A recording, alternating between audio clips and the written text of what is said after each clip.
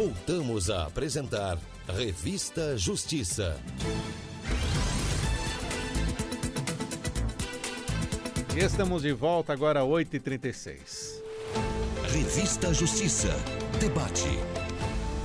O Supremo Tribunal Federal lançou recentemente a publicação da segunda edição do Mulheres no Direito Constitucional, uma bibliografia, a obra que tem o objetivo central de conferir visibilidade às mulheres no âmbito do direito constitucional ao divulgar um levantamento dos nomes e também de suas produções. Por isso, estamos recebendo aqui em nossos estúdios elas que são integrantes da Associação Brasiliense de Direito Processual Civil. Começo apresentando a advogada, doutora em Direito, com pós-doutorado em Democracia e Direitos Humanos e professora de Direito Constitucional, Damares Medina. Doutora Damares, seja bem-vinda, bom dia. Preciso atualizar alguma informação aqui ainda? Não, obrigada, Sérgio. Bom dia, obrigada pelo convite. Também está conosco ela que é doutora em Direito pela USP, pesquisadora visitante na Faculdade de Direito de Harvard, juíza de Direito do Estado de São Paulo e convocada como juiz auxiliar da presidência do Conselho Nacional de Justiça e ainda integrante do Centro Observatório das Instituições da USP. Doutora Helena Campos Refosco. Seja bem-vinda, doutora Helena. Bom dia. Bom dia. Muito obrigada pelo convite, Sérgio. É um prazer e uma honra estar aqui. E também está conosco a doutora Camila Nascimento, advogada, mestre em Direito, professora. Seja bem-vinda também. Bom dia. Muito obrigada. Bom dia, Sérgio. Um prazer estar aqui. Bom dia a todos e todas. Doutora Damares, começo com a senhora. Qual a importância, então, de termos iniciativas como essas que trazem, tem esse objetivo de trazer a visibilidade das mulheres dentro do direito constitucional? Eu reputo a importância fundamental, porque quando a gente se dedica aos estudos de gênero, um dos temas que mais tocam e são centrais nesse debate é a questão da memória e como ela é construída. E os autores, a literatura que analisou e estudou empiricamente esse tema, chegou à conclusão de que nos processos históricos há mecanismos e processos de invisibilidade das mulheres. Então, desde o século XVI, século XVII, e até antes um pouco, se a gente for voltar lá para o século VI, quando começaram os movimentos de catalogação nas primeiras bibliotecas do mundo, eram feitos catálogos de obras numerados por tomos. A partir do século XII, esses catálogos começaram a incluir o nome dos autores e o título das obras. E desde então, os processos de registros históricos, eles deixavam à margem as mulheres que escreviam.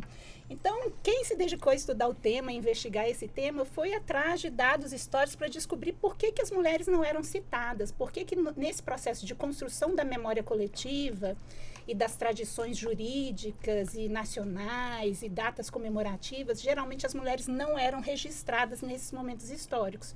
E os levantamentos descobriram as perguntas que eram feitas. Mulheres sabiam ler? Mulheres escreviam? Mulheres publicavam? Mas por que elas não eram citadas e não compunham essa memória histórica? E chegou-se à conclusão de que havia uma produção intensa de mulheres, mas que por fatores históricos, como a Inquisição, que nós temos assim até hoje, rememorações históricas, havia um processo de invisibilidade.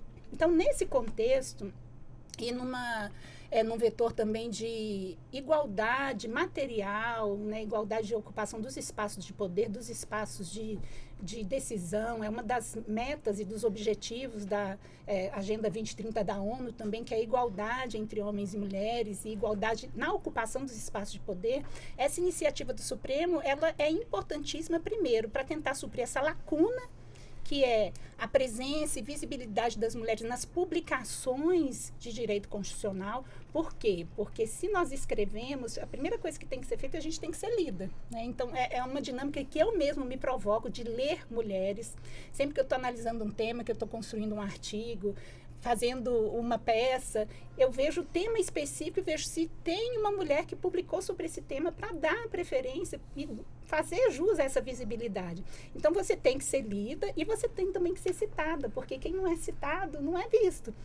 Tem aquela frase célebre, que a luta pelo poder é também a luta da memória contra o esquecimento, e daí a importância da memória histórica que vem sendo construída. Então, para a gente ser lembrada, a gente tem que ser citada, e aí começa uma dinâmica de ocupação desses espaços de poder que eu acho muito relevante.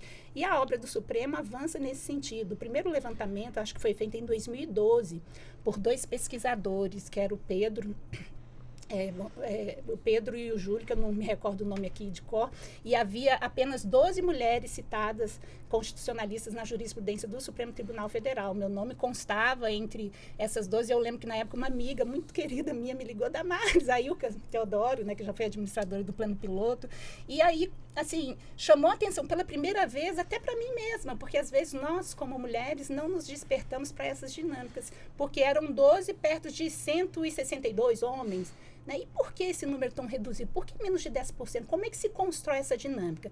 Aí foi feito o segundo levantamento em 2020 e já tinham sido ampliado para muito mais mulheres. Eu acho que tinha dobrado o número de mulheres e diminuído um pouco essa percentagem. Então, eu acho que essa iniciativa do Supremo é a institucionalização e reconhecimento de um déficit de representatividade e uma contribuição importante para que cada um de nós se desperte para ler mulheres, citar mulheres e fazer com que nós estejamos presentes nesse ambiente, porque eu fiz um levantamento e a produção bibliográfica de mulheres no direito constitucional é muito profícua, né? É abundante. Nós temos, desde a graduação, na pós-graduação, até a pós-graduação em estrito sensu, e aí eu estou falando de mestrado e doutorado, maioria de mulheres no âmbito do direito. Então, no direito constitucional, especificamente, 38% das doutoras são mulheres.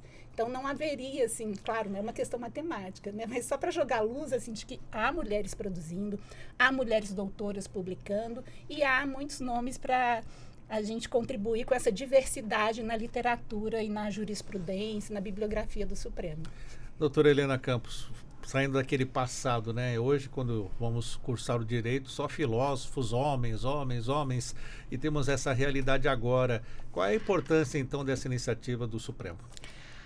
Sérgio, eu vou começar fazendo minhas as palavras da professora Damares Medina, ela sempre muito clara, brilhante, então já facilitou esse caminho para mim, ressaltando a importância acadêmica e profissional dessa publicação que é muito significativa.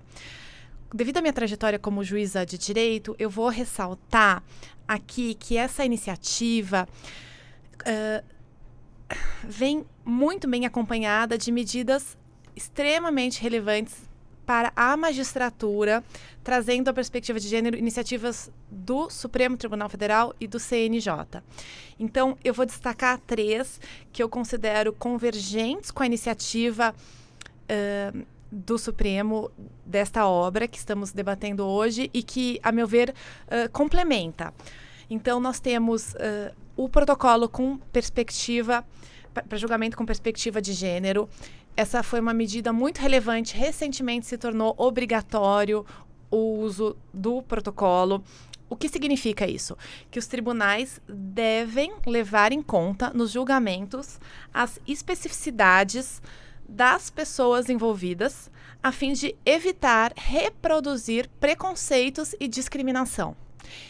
E isso me parece muito significativo, abrir o olhar da magistratura para a não reprodução de estereótipos de gênero nos julgamentos. Além disso, quero citar também a Resolução 255 do CNJ, que amplia a presença de mulheres em cargos diretivos, colegiados, bancas de concursos, assessoria. Isso tudo abre caminhos, isso são parte das escadas para a cúpula da magistratura. Então, nós temos 39% de mulheres no primeiro grau de juízas. Nós temos 25% na segunda instância, desembargadoras, e menos de 18% nos tribunais superiores. E isso é muito impactante, principalmente porque a gente pode considerar, no interregno de 10 anos, de 2008 a 2018, o número de desembargadoras aumentou 1%. Ou seja, esse progresso está muito lento e a gente está falando de uma questão de legitimidade democrática dos tribunais. Quanto mais perspectivas um tribunal tem para julgar, quanto mais grupos vulnerabilizados estiverem presentes, maior legitimidade terá o tribunal. Então, essas medidas do Supremo Tribunal Federal e do CNJ para democratizar a magistratura são muito relevantes e trazem, assim como a obra de que nós estamos falando, visibilidade para as invisibilidades, né? E por último, eu vou citar também relevante a resolução 525, bastante recente, da presidência da ministra Rosa Weber e apoiada pelo ministro Roberto Barroso, então, de ampliação do número de desembargadoras. Então, além dos cargos diretivos, que inclui, inclusive, na verdade, todos os serviços auxiliares do judiciário, então, do judiciário, estagiários e estagiárias, serviços terceirizados, enfim, a gente tem também agora uma política afirmativa para acesso aos tribunais. Então, até que se atinja uma paridade de 40% a 60% de cada gênero, nas promoções por merecimento serão abertos concursos exclusivamente para magistradas, intercalados com concursos mistos. Então, são medidas, todas essas muito relevantes para ampliar a presença de mulheres e de outros grupos nos espaços de poder. Eu parabenizo o Supremo Tribunal Federal. Doutora Camila Nascimento, e para a senhora, como pesquisadora, como analisa esse movimento, essa iniciativa do Supremo? Eu acredito que o Supremo Tribunal Federal, nesse momento, reconhece de que esse nível baixo, né, essa porcentagem, como a Helena falou, de mulheres é algo preocupante. Então, é reconhecer que algo precisa ser feito. Então, eu acredito que isso é muito importante, principalmente para provar de que não existe um problema de qualidade, mas sim de visibilidade. Mostra que há muita produção importante de mulheres sendo feita e que precisa de muita visibilidade. Mas que isso, além da questão da visibilidade, eu vejo muito bem uma questão de representatividade. Porque outras que vêm antes, né, sofrem muitas dificuldades, como cada uma de nós sofremos, como mulheres constitucionalistas, e outras vêm do nosso caminho traçado também podem se inspirar. Então, é uma questão de representatividade e visibilidade. Professora Damares, vamos falar um pouco da sua participação nesta coleção. A senhora escreveu aqui, estava dando uma olhada, né, o título A Repercussão Geral e as Mudanças Estruturais do Processo Decisório no Supremo Tribunal Federal. Conta pra gente um pouco desse trabalho. Bom, é um desdobramento do meu último livro e um avanço também da evolução do plenário virtual, porque a repercussão geral, ela começou como um requisito de admissibilidade, uma questão assim bem delimitada, com o objetivo de abstrativizar o controle incidental de constitucionalidade no Supremo Tribunal Federal. A repercussão geral é algo só brasileiro ou não? Essa pergunta é super interessante, porque eu fui defender minha tese de doutorado também em Coimbra, né, porque eu sou doutora também pela Universidade de Coimbra. E os arguentes, era uma mesa assim, de 5 professores doutores portugueses e queriam falar que, não, mas a repercussão geral é semelhante ao precedente, ao requisito tal que tem na Argentina, ou o de amparo que tem na Alemanha, mas não, a repercussão geral é um requisito tipicamente brasileiro, ainda que com inspirações em outros gatekeepers, né, requisitos de admissibilidade, mas o que confere à repercussão geral uma nuance completamente diferente é que ela foi criada, atrelada a um instrumento decisório, que é o plenário virtual, que se tornou uma ferramenta utilíssima que transformou o processo decisório no Supremo Tribunal Federal. O plenário virtual ele foi criado para julgar a repercussão geral e a experiência foi tão exitosa, porque foi a primeira vez em que um juiz teve prazo para decidir no Brasil, né? No plenário virtual a sessão se iniciava e terminava em um prazo específico e os ministros que não votassem na época eram considerados ausentes, os votos eram tácitos, né? Então, foi tão exitosa que ele foi ampliado para julgar cada vez mais casos. Veio a pandemia e, com ela, houve a equiparação das competências entre o plenário presencial e o plenário virtual. Esse artigo, especificamente, eu fico muito feliz, honrada e privilegiada, porque eu consto desde a primeira coletânea, consto também dessa segunda, e fizeram um ranking, assim, e eu fiquei, assim, até um pouco tímida, porque eu estou pertinho da minha professora ainda da faculdade, como uma das mais citadas no Supremo, e eu acho isso muito interessante, porque nesse artigo específico eu falo de como o plenário virtual e como a repercussão geral, que era um adjetivo, um requisito de admissibilidade, transforma o processo decisório, que dialoga muito também com a linha de pesquisa, que fala de modelo institucional e comportamento decisório no Supremo Tribunal Federal. Então, esse artigo especificamente trata dessa luz que eu jogo sobre os reflexos da repercussão geral como forma de decidir para o comportamento do Supremo Tribunal Federal. Vamos lá, doutora Helena, falar um pouco também da ação coletiva e a democratização do acesso à justiça. Sérgio, esse livro é o é a publicação do meu doutorado na Faculdade de Direito da USP, e durante esse período também fui pesquisadora visitante na Faculdade de Direito de Harvard. A minha proposta foi compreender as grandes litigiosidades brasileiras. Então, eu, primeiramente, optei por tratar dos 3 grandes litigantes habituais que nós temos no Brasil: bancos, empresas de telecomunicações e o poder público. Escolhi um estudo de caso representativo de cada uma dessas grandes litigiosidades e comparei com litigiosidades semelhantes nos Estados Unidos, porque o meu parâmetro de comparação do processo coletivo brasileiro foi a class action, que é um modelo em torno do qual todos os pesquisadores do mundo que estudam processo coletivo dialogam. Então, são 3, né? No que tange às empresas de telecomunicação, eu trouxe o caso da tarifa básica de telefonia. Nesse caso, não houve nenhuma política de administração judiciária dessa litigiosidade e tampouco pela via do processo coletivo. Depois, sobreveio o caso dos expurgos inflacionários decorrentes dos planos econômicos heterodoxos voltados a combater a hiperinflação, né? Plano Bresser, Verão, Collor 1 e 2. E nesse caso, já se constataram algumas iniciativas do Poder Judiciário de administrar, pela via do processo coletivo, esses litígios. E trouxe precedentes interessantes esse episódio. E, por último, eu escolhi um caso que tramitou no Tribunal de Justiça de São Paulo, referente a litígios envolvendo creches. Esse caso, para mim, foi o mais interessante, porque, primeiro, ele tem uma perspectiva de gênero, que é o assunto do qual nós estamos tratando hoje, né? Então, a creche não é vista mais, a educação infantil, como uma mera assistência social para que os pais possam trabalhar. Ela já é o início da educação formal de uma criança pequena.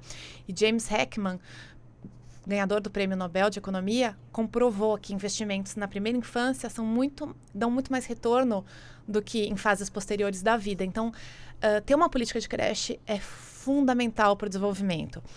E, no entanto, a litigiosidade repetitiva no estado de São Paulo não produzia a ampliação das vagas. Ela tinha ingressado numa lógica de furar a fila, ou seja, quem ingressava com a ação acabava sendo passado na frente de quem estava apenas na fila administrativa de espera de vaga em creche.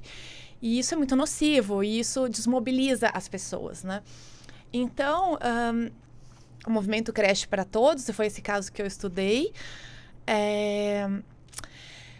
ingressou com ações coletivas extremamente bem instruídas, com relatórios do Tribunal de Contas do município que demonstravam que o município de São Paulo, ao mesmo tempo em que argumentava que não tinha recursos para expandir sua rede de creches, estava restituindo, devolvendo o dinheiro da União, não empregando esse dinheiro, ou seja, ficou comprovada a má gestão.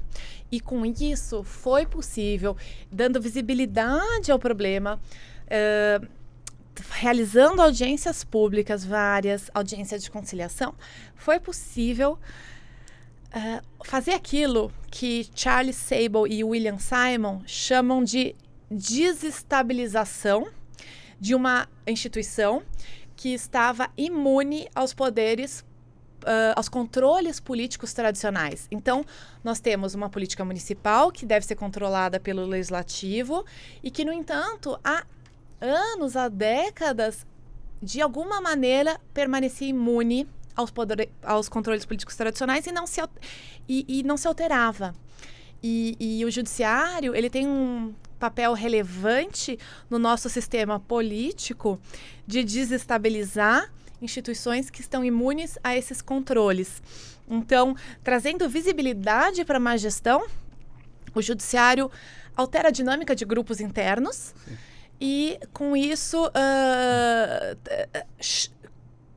chama a atenção da sociedade civil para o problema, promove responsabilização e, com isso, eu posso com felicidade, trazer para vocês a informação de que hoje São Paulo não tem mais a lista administrativa com mais de 30 dias para unidade não especificada. Houve um longo monitoramento, houve compromisso firmado pelo município, houve uma expansão das vagas e hoje em dia, claro, a gente está, como sociedade, sempre lutando por mais qualidade no ensino público, mas pelo menos à espera e, sobretudo, nas regiões mais vulneráveis, porque essas ações coletivas também trouxeram à luz o fato de que nas regiões mais vulneráveis, porque já não havia creches, não havia espera, porque não havia creches. Então, isso também foi trazido ao debate público e, nesse sentido, o judiciário cumpre o seu papel político também. Então, foram esses os casos que eu debati no meu doutorado, que estão no livro, e posteriormente, eu recentemente publiquei a segunda edição do livro, acrescentei mais um estudo de caso que foi referente ao habeas corpus coletivo e depois posso contar para vocês também. Tá bom, daqui a pouquinho a senhora conta para a gente, porque vou pedir para a doutora Camila falar sobre a questão metodológica, como foram apreciados, o que foi apreciado para esta coletânea. Acredito que, primeiramente, foi feito um levantamento, né, dos principais, das principais autoras que eram citadas nos julgamentos. Então, foi pensado quais eram citadas e como que, principalmente, o Supremo Tribunal Federal tinha entendido isso.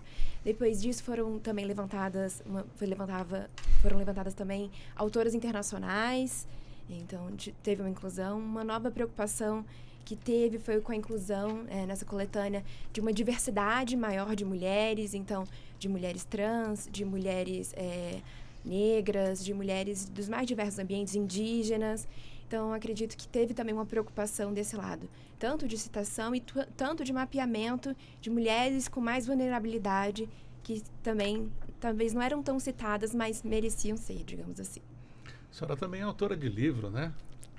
Tão Exato. jovem, já temos um livro.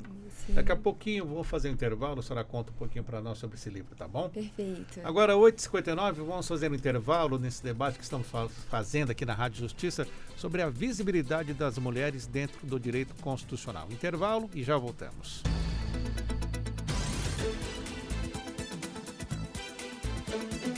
Estamos apresentando Revista Justiça.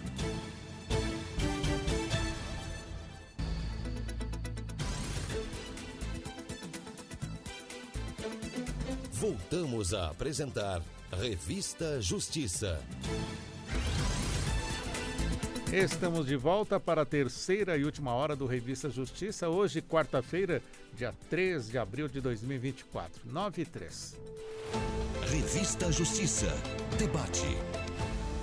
Estamos falando sobre a visibilidade das mulheres no âmbito do direito constitucional. O Supremo lançou recentemente a segunda edição da publicação Mulheres do Direito Constitucional, uma bibliografia que tem justamente esse interesse em divulgar o levantamento dos nomes e das produções femininas dentro do direito constitucional. Temos também aqui uma jovem autora de livro, né, doutora Camila Nascimento. Mas antes, quero informar você que está nos acompanhando pela Rádio Justiça, que está conosco aqui, a professora Damares Medina. Também estamos aqui com a doutora Helena Campos Refosco e também a doutora Camila Nascimento, que é advogada, mestre em Direito e professora. Vamos falar um pouco dessa publicação também, porque, como jovem, é importante trazer esse incentivo para que outras jovens se inspirem no seu exemplo, para que possam se dedicar também a esta carreira de autora de livro, pesquisadora. Temos um livro aqui, Plenário Virtual, esse outro desconhecido. Conta pra gente um pouco sobre a história desse livro, o Plenário Virtual. Eu começo com um título, explicando o título, Sérgio. O Plenário Virtual, esse outro desconhecido, é uma alusão a um livro do ministro Aliomar Balheiro, publicado em 1968, quando ele, naquele momento, o Supremo Tribunal Federal não era muito conhecido, não estava hoje nos jornais, as pessoas conheciam. Então, ele escreveu esse livro para apresentar o Supremo Tribunal Federal. E pensando, fazendo alusão, né, a esse livro do ministro Aliomar Balheiro, eu escrevi o Plenário Virtual, esse outro desconhecido. Também tentando divulgar, né, tentando explicar o que é esse plenário virtual. O que significou esse advento do plenário virtual no Supremo Tribunal Federal. Então, eu começo explicando o surgimento, a história do plenário virtual. E já que estamos aqui falando entre mulheres, sobre mulheres, é importante falar que o plenário virtual começou no Supremo Tribunal Federal por causa de uma mulher, a ministra Ellen Grace, a primeira ministra mulher do Supremo Tribunal Federal. E ela trouxe com muita coragem, com muita ousadia, por mais que no início tivesse muita resistência ali no início, ela trouxe ali no âmbito, primeiro, da repercussão geral, no ano de 2007.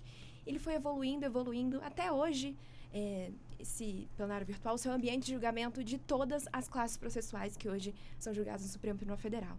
Então, eu começo esse livro apresentando esse histórico e explicando, tudo bem, como ele é agora, como funciona, né? Qual a diferença, principalmente, entre o plenário físico e o plenário virtual.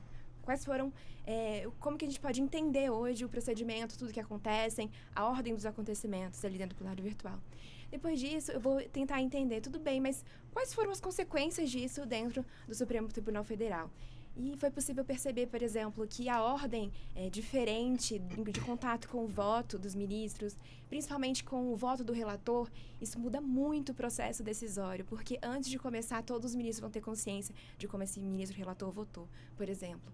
Então, o livro mostra muito como esse processo decisório do Supremo Tribunal Federal mudou completamente, mudou profundamente com o advento do plenário virtual.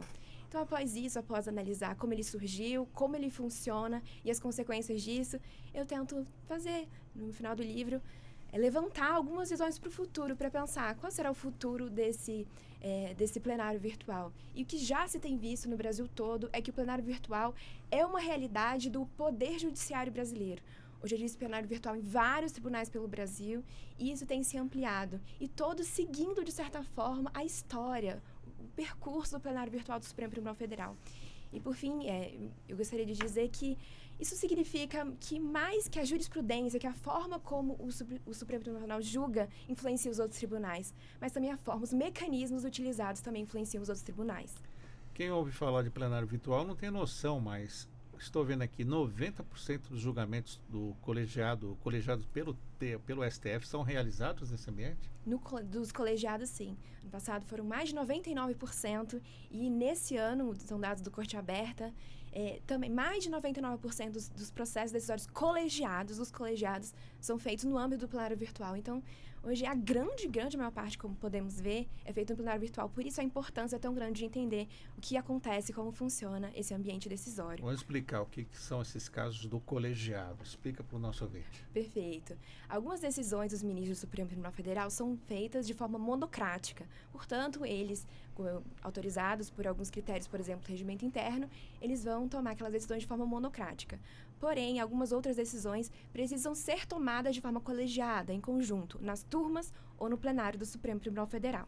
Por isso, eles precisam de um ambiente, no caso físico ou virtual, para eles discutirem as matérias, discutirem os casos. No caso do plenário físico, a gente vê muito na TV Justiça, né? Eles conversando e ali trocando as ideias. Porém, no plenário virtual, isso acontece de outra forma. A comunicação é toda feita de forma assíncrona, não imediata, portanto. Então, eles conversam ali, mas de forma... um coloca um voto, depois outro coloca outro. No caso da sessão ordinária, ela acontece em 6 dias úteis, então o processo fica ali aberto, o relator vai colocar seu relatório, né? Vai colocar seu voto, os advogados podem colocar um áudio ou um vídeo, e aí os outros ministros vão assistir, vão ter contato com esse voto, inclusive com votos um dos outros, eles vão formar a sua posição e colocar ali no plenário virtual, e assim é formado, mas de forma bastante breve, né? O livro explica de forma muito mais pormenorizada, tem muitos detalhes nesse meio, mas resumindo, é mais ou menos assim que funciona a diferença dos processos decisórios entre plenário físico e virtual. Muito bem, professora. Doutora Damares, estamos falando sobre esse interesse, né, dos jovens também por essa área acadêmica, para as pesquisas. O que podemos trazer assim de incentivo para que as mulheres, para que essas jovens também possam se interessar? Como foi a sua história? Como é que surgiu o seu interesse por isso? Eu acho muito interessante a gente lançar luzes sobre essa questão, porque nós mulheres que às vezes ocupamos carreiras que são eminentemente ocupadas por homens, sofremos também um processo de silenciamento, né? Eu, durante grande parte da minha vida profissional, eu comecei a advogar com 20, 21 anos aqui em Brasília, eu achava que tinha que disputar os espaços em igualdade de condições. Então, não havia e eu acho que tudo começa com um reconhecimento das diferenças. Não havia uma consciência minha de que o meu ponto de partida era diferente. deles, dos meus colegas homens, porque eu fui mãe a primeira vez aos 25, eu fui mãe a segunda vez aos 35 anos, sempre dei aula, fiz meu mestrado quando eu tinha 27 anos, eu engravidei na metade do meu doutorado, com 35 anos, e nós, aqui no Brasil, a gente tem um ambiente de competitividade na advocacia muito grande, muito intenso, principalmente aqui em Brasília. Então, até essa segunda parte da minha vida, quando eu fui fazer um pós-doc fora, eu achava que o feminismo era um tema lateral para mim, porque o meu dever como jurista, como advogada, era simplesmente competir em igualdade de condições. Quando você se dá conta de que, na verdade, os pontos de partida são diferentes, e aí eu acho importante falar para os ouvintes, para as mulheres e homens que estão nos escutando, existem mecanismos e dinâmicas excludentes da mulher desses espaços públicos e desses espaços de poder. E não é culpa de ninguém, não se trata de culpa, se trata de estrutura social.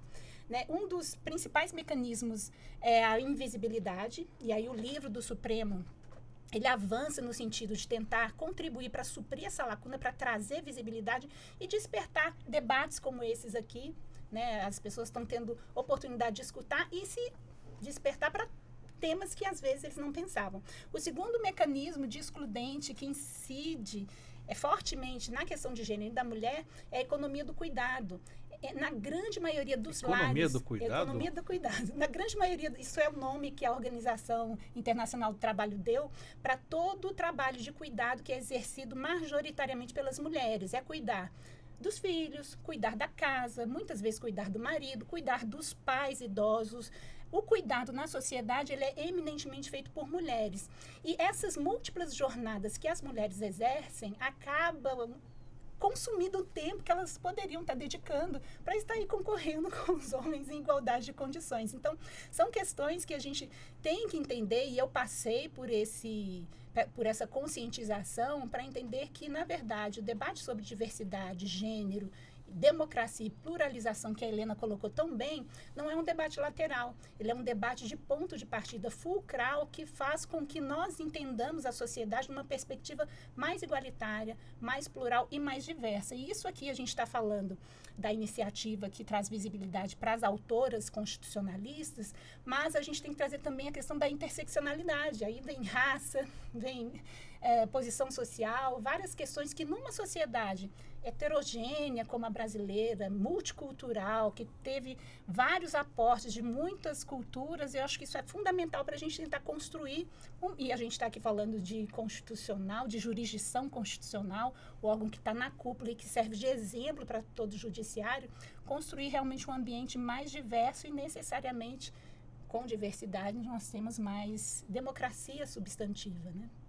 Doutora Helena, a senhora foi pesquisadora visitante, ou não sei se ainda é, né? Ainda não. Da Faculdade de Direito de Harvard. Qual é a realidade que a senhora encontra lá com a brasileira dentro desse contexto da participação feminina? Sérgio, o que chamou muito a minha atenção nos Estados Unidos, você veja que interessante, no Brasil nós temos, desde a década de 90, cotas, uma ação afirmativa para mulheres na política. Nos Estados Unidos, isso nunca existiu. No entanto, lá a participação feminina é muito maior do que aqui. Isso chamou muito a minha atenção e eu notei que há mais tempo existe a consciência da importância de construção de redes. Aqui no Brasil, nós estamos cada dia melhores nisso. E acho que a nossa história aqui hoje, nessa conversa, é parte disso. Eu entrei numa rede, Associação Brasiliense de Processo Civil, por conta da professora Daniela Marques de Moraes, uma grande amiga, diretora da Faculdade de Direito da UNB. E lá conheci Damares Medina, e por meio de Damares Medina conheci Camila Nascimento, e estamos aqui hoje.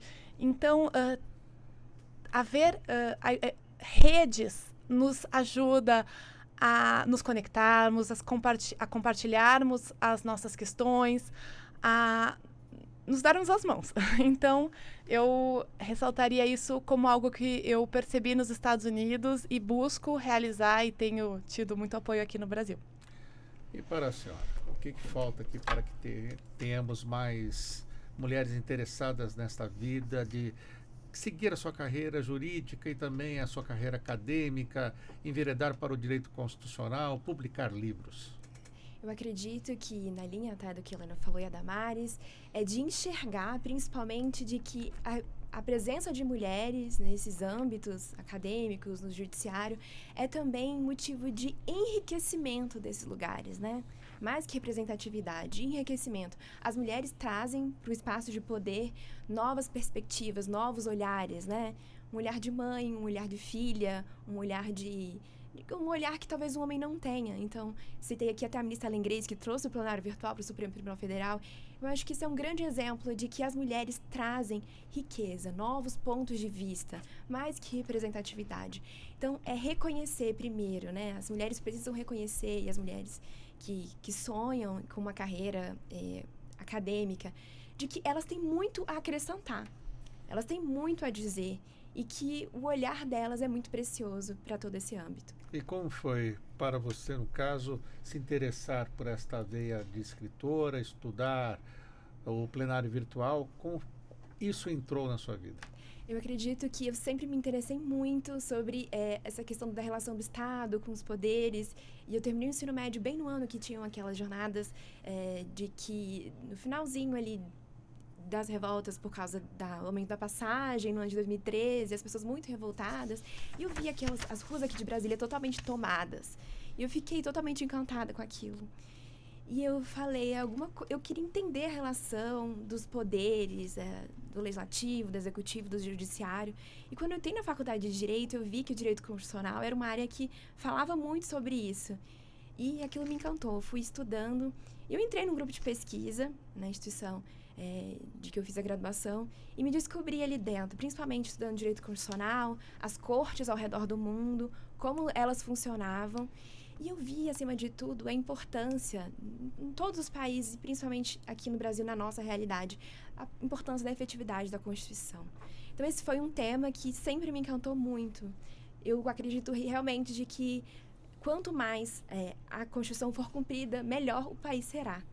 E até hoje essa ideia que me move muito, e foi isso que me fez pensar no Supremo Tribunal Federal, pensar no plenário virtual, porque esse é um mecanismo decisório muito importante que influencia o Supremo Tribunal Federal, a sociedade e o país como um todo. Então eu acredito que são as ideias e esses ideais que têm me movido até hoje. No livro a senhora fala como funciona, traz estatísticas, o quê? Estatísticas, consequências quantitativas e qualitativas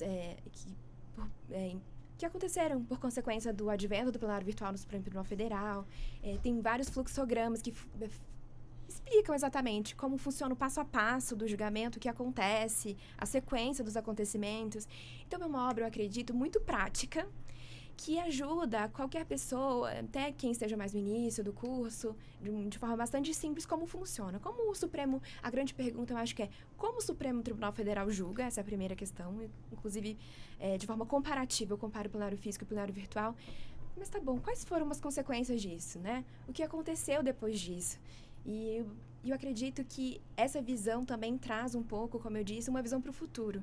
Eu faço propostas no livro para pensar no futuro, porque esse plenário virtual tem se mostrado um mecanismo extremamente dinâmico. Então, o futuro tem sido construído no dia a dia. Então, uma proposta para que pensemos juntos esse plenário virtual. Doutora Damares, perguntei para a doutora Helena sobre os Estados Unidos, o que ela acompanhou lá, e lá na Europa, como é que foi também esse acompanhamento sobre a participação feminina lá também, a resistência? É curioso, né? Porque eu vivi em Portugal, especificamente no norte de Portugal, e como mulher brasileira colonizada, eu enfrentei um ambiente altamente xenófobo e machista. Então, foi uma experiência traumática num país muito tradicional, mas que, ao mesmo tempo, tem institucionalizado movimentos de diversidade e participação de mulheres. Então, eu, na minha visão, limitada, é claro, até porque o Porto é uma cidade muito pequena, eu achei até meio paradoxal, porque Portugal tem pesquisas e movimentos com relação à interrupção de gravidez que datam de décadas atrás. Então, é um país assim muito progressista nesse sentido e com uma participação feminina também na política grande, mas ao mesmo tempo culturalmente uma sociedade muito machista e principalmente nessa interseção com a xenofobia. Mas eu gostaria de pegar um gancho no que a Helena falou sobre essa ideia de redes, né, que é um conceito muito rico que eu acho que nós Os coletivos também, né? Os coletivos, e aqui no Brasil há um florescimento dessas redes e desses coletivos femininos e feministas das mulheres nesses espaços públicos de poder. Eu queria citar o Amigas da Corte, Elas Pedem Vista, Lidera também, que é o movimento da professora Maria da Silveira. Tem Mulheres do Brasil, vários movimentos femininos e feministas que buscam conectar mulheres sintonizadas com essa urgência de ocupação dos espaços de poder e que faz com que a gente suba junto, né? Empoderar também, né? Sim, e nesse sentido quero citar também as nossas colegas da associação que compõem também o livro do Supremo Tribunal Federal, que é a Carol Caputo, a Paula Pessoa, a Nina Penca também. Então, assim, eu acho que quando a gente tem um espacinho, a gente tem que trazer todo mundo junto para poder ampliar e aumentar essa rede de participação e facilitar, né, pelo menos tornar menos difícil para quem ainda não está aí nos holofotes. Doutora Carol Caputo esteve aqui recentemente também, aqui junto com as outras integrantes do Elas Pedem Vista. Muito bom. Doutora Helena, vamos aí falar um pouco mais do livro. A senhora falou que tinha mais um detalhezinho dessa segunda edição, né? O que temos de interessante para o nosso ouvinte? Na segunda edição, eu trago um caso muito relevante julgado pelo Supremo Tribunal Federal. O Estatuto da Primeira Infância determinou que o juiz poderá converter a prisão preventiva em domiciliar quando, no caso, quando a acusada for mulher gestante ou mãe de criança. E esse poderá acarretou uma não aplicação sistemática da lei. E o que se verificou na prática dos presídios, das instituições responsáveis pelo encarceramento, foram inúmeras violações aos direitos das mulheres. Partos em solitária, parturientes algemadas, ausência de pré-natal acarretando transmissão de doenças evitáveis como sífilis, afastamento abrupto de mães e filhos após o nascimento ou após 6 meses em muitas instituições, manutenção das crianças em celas. Isso acarreta lesões muito significativas à dignidade da pessoa humana e à dignidade das crianças, em especial, tanto que foi parte do Estatuto da Primeira Infância. Na Casa de Detenção Nova Semente, em Salvador, foi feita uma pesquisa em determinada época e todas as crianças que estavam nesse complexo apresentavam prejuízo no seu desenvolvimento, todas. Então, essa era uma questão que demandava uma atuação sistemática, e nesse sentido foi interposto um HC coletivo no Supremo Tribunal Federal, de relatoria do ministro Ricardo Lewandowski, julgado pela segunda turma do Supremo Tribunal Federal, que estabeleceu parâmetros claros para a conversão da prisão preventiva em domiciliar, deu visibilidade ao superencarceramento feminino, em geral nas posições subalternas do tráfico, e eu considero que jogou luz também no papel do juiz no processo coletivo. Quer dizer, nós não podemos confundir imparcialidade com neutralidade. A Constituição exige uma magistratura socialmente comprometida. E diante de um quadro de maciças violações, agiu muito corretamente o relator e o Supremo Tribunal Federal ao requisitar dados, ao conformar o polo ativo da ação, convocando uma instituição, que foi a Defensoria Pública da União, para figurar no polo ativo, a realizar conformação de amicus curiae, então, e a determinar, e essa decisão é anterior ao protocolo de julgamento com perspectiva de gênero, que determinados estereótipos não fossem aceitos nas decisões, como, por exemplo, julgamentos morais sobre a qualidade de uma mãe que venha a ser presa. porque não se conhece necessariamente a realidade, aliás, o que se conhece é uma realidade de pobreza da maioria muito significativa das mulheres que são presas. Então, ele trouxe luz e visibilidade para a ausência de dados sobre as prisões, sobre as violências muito graves que acontecem quando uma mulher dá à luz no âmbito do sistema prisional e sobre o papel do juiz no processo coletivo. Então, eu quis acrescentar esse caso na segunda edição. Muito interessante. Doutora Camila, formação da mulher nos estudos. A senhora acredita que precisamos ali, no ensino médio, até antes, do fundamental, trazer esta forma de despertar esse interesse nessa produção acadêmica no futuro dessa mulher? As grades curriculares, as faculdades, qual o trabalho que precisa ser feito, então, para que possamos ter mais mulheres criativas dentro do direito? Eu acredito que o trabalho da educação é essencial para mostrá-las de que essa carreira é possível, a carreira de, por exemplo, professora, de pesquisadora, de advogada, juntamente com a carreira de pesquisadora. Digo por mim, a carreira de pesquisadora é uma carreira jurídica. Isso precisa ser visto, né?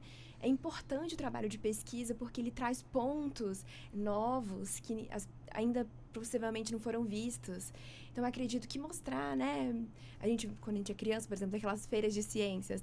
Eu quero ser mais diferentes tipos de profissão, mas eu nunca falei assim, eu quero ser pesquisadora. Nem eu, quando era criança, né? Eu quero ser pesquisadora. Então, é importante ter visibilidade para, primeiro, mostrar que essa profissão existe e como ela é importante para a sociedade. Infelizmente, ainda ela não tem tanta visibilidade no Brasil, não tem tanto reconhecimento, mas acredito que isso tem mudado um pouco. Então, é principalmente valorizar essa profissão, mostrar que ela existe e mostrar isso para as meninas. Isso vem lá de trás, então, desde o ensino fundamental? No ensino fundamental, exatamente, de mostrar a importância de que de ver também o perfil, eu sempre fui uma pessoa muito perguntadora. E toda vez que alguém está perto de mim, eu falo assim, nossa, eu tenho tantas perguntas, principalmente no direito, eu falo assim, olha, você tem um mente de pesquisador, eu brinco isso.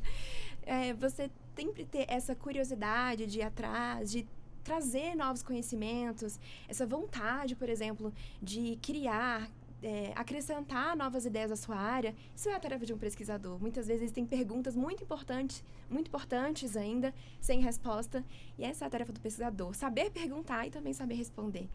Doutora Damares, como podemos incentivar não só as jovens... O que foi que respirou profundo aí? É um tema, né? Instigante. Com certeza. Não só as jovens, mas em qualquer idade, para que a mulher seja produtiva também. Eu acho que o melhor incentivo, o melhor ensinamento é o exemplo. Outro dia eu estava conversando com um amigo meu, como impactou a minha formação. Eu fiz a faculdade de Direito na UFMG. Eu nunca esqueci quando eu vi a professora Isabel Dez entrar na sala. Ela foi minha professora de Direito Tributário, uma sumidade no tema. E ela era loira, assim, muito... Foi a primeira vez que eu vi uma mulher assim tão exuberante e ocupar o púlpito naquela época, né, da aula na faculdade, né, de Afonso Pena, não era como hoje em dia. O professor ficava numa posição de destaque num púlpito, uma coisa muito tradicional. Era uma turma de uns 75 alunos e isso me impactou. Eu acho que foi a primeira vez, inclusive, que me despertou a querer ser advogada. Porque muitas mulheres, existem pesquisas sobre isso. Nós somos maioria nos inscritos na OAB, mas no decorrer do tempo as mulheres desistem da advocacia e procuram carreiras públicas porque trazem mais estabilidade para compatibilizar aquelas múltiplas demandas, né? Então, a professora Isabel foi meu primeiro assim, contato pelo exemplo daquilo que eu poderia eventualmente ser. E a professora também Alice Monteiro de Barros, da Justiça do Trabalho, grande autora e né, assim, doutrinadora do direito do trabalho, que me inspirou muito. Então, acho que esses exemplos na minha formação foram fundamentais. E eu acho também que seria importante, hoje em dia a gente fala de educação financeira, de educação previdenciária, eu acho que um letramento em gênero seria importante. Isso não tem nada a ver com ideologia de gênero, são coisas completamente diferentes. Quando eu falo de letramento em gênero, é despertar desde cedo a criança, o homem, a mulher, o adolescente, de que as tarefas de cuidado, as tarefas dos espaços privados, porque nós temos os espaços públicos, que são aqueles ocupados, né, pelas autoridades, por nós, no trabalho, mas temos os espaços privados que são os familiares. Então, a consciência de que As responsabilidades nos espaços privados, elas são compartilhadas. Até hoje, às vezes se fala, mas o marido ajuda em casa, fulano, o pai ajuda. Não se trata de ajudar. A responsabilidade é compartilhada. Então, eu acho que seria interessante a gente introjetar, porque eu fui ter letramento de gênero aos 45 anos no meu segundo doutorado em gênero e feminismos, porque eu vi aquela realidade tão impactante, eu fui estudar isso. E isso mudou a minha vida. Então, acho que seria interessante, desde muito cedo, a gente ter esse tipo de didática, de ensino, de letramento das diferenças estruturais que formam a nossa sociedade e nos trouxeram até aqui para a gente poder superar essa realidade de invisibilidade, exclusão e subrepresentatividade que nós temos hoje. E para a senhora, doutora Helena, o que precisamos fazer para preparar melhor as mulheres para que elas possam ser produtivas dentro dessa área acadêmica? Eu vou fazer coro a Camila e a Damares para ressaltar a importância da pesquisa. Vou ressaltar especialmente 2 pesquisas. A recente ganhadora do Prêmio Nobel de Economia, Cláudia Goldin, mostra dinâmicas por meio das quais a ascensão profissional e remuneratória das mulheres acontece em patamares inferiores aos dos homens. E um relatório do Instituto McKinsey, de 2015, que demonstra que maior igualdade entre homens e mulheres acarretaria no PIB mundial de 2015 a 2025 um impacto de 28 trilhões de dólares. Ou seja, eu acho que todos precisam ter consciência de que sociedades mais igualitárias, e em especial, estamos falando aqui do aspecto de gênero, são ferramentas fundamentais para a redução de pobreza, para a produção de desenvolvimento econômico, além de social. Então, isso diz respeito a todos nós. Eu acho que divulgar essas pesquisas e esses dados objetivos é muito importante para que todos tenham a consciência de que essa é uma luta coletiva. Eu esqueci de perguntar para a senhora como que o direito entrou na sua vida. O direito entrou na minha vida... acho que porque eu era uma adolescente muito indignada. E eu escrevia para os jornais as minhas opiniões. Então, acho que todos na minha família, e eu inclusive, tivemos a consciência de que eu gostava de pensar em como produzir transformação social. E acho que foi isso que me levou à magistratura também. Também encontrou resistências pelo fato de ser mulher? É estrutural. Eu acredito que quem disser que não encontrou é porque não se conscientizou. Ainda, Mas eu entendo que nós estamos num excelente caminho e que essa pesquisa é um passo importante, como estamos dizendo aqui. E por isso eu vou aproveitar para agradecer publicamente ao ministro Roberto Barroso, a Patrícia Perrone, a Lívia Gil Guimarães, a Camila, que está aqui presente, pela importância dessa publicação. Muito bem. Doutora Camila, infelizmente já estamos quase na nossa reta final e quero começar agradecendo a sua presença aqui na Rádio Justiça, advogada, mestre em Direito, professora Camila Nascimento. Qual a mensagem final que a senhorita deixa, então, para o nosso ouvinte, para a nossa ouvinte?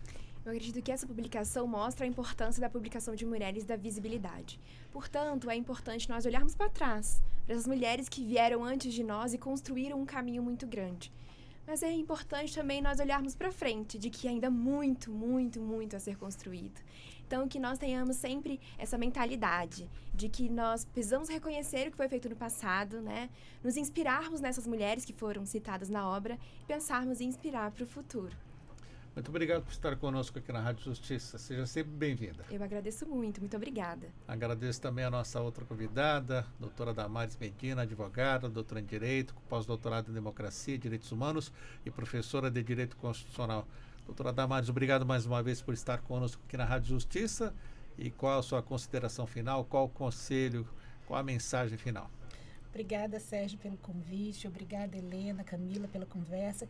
E o meu conselho, o meu apelo e a minha recomendação é que todos nós leiamos mais mulheres, comprem livros de mulheres, leiam livros de mulheres e citem mulheres, chamem mulheres para os congressos, para todos os eventos públicos e nos ajudem a diminuir esse déficit e acabar com essa invisibilidade. Então, em uma única frase, leiam e citem mais mulheres. Muito obrigado por estar conosco. Obrigada.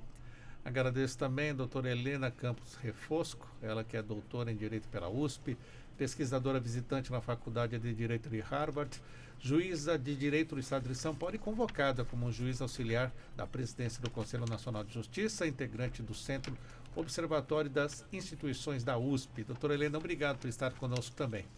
Eu que agradeço, Sérgio, agradeço muito esse espaço de dar visibilidade a essa pesquisa tão relevante, a essa divulgação, esse espaço de conversa, de troca. Agradeço muito também às professoras Damares Medina e Camila Nascimento para essa conversa. Muito obrigada, Sérgio. E qual o conselho final que a senhora deixa, então, para nosso ouvinte? Se empenhem, busquem. Se empenhem, busquem, sejam o exemplo. Eu acredito muito, como disse a Damares, na força do exemplo. Sejam o exemplo. Muito obrigado a todas as nossas convidadas, que também são integrantes da Associação Brasiliense de Direito Processual Civil e autora de livros. 9h35, rápido intervalo, na volta o nosso segundo giro de informações do Poder Judiciário Brasileiro. Até já.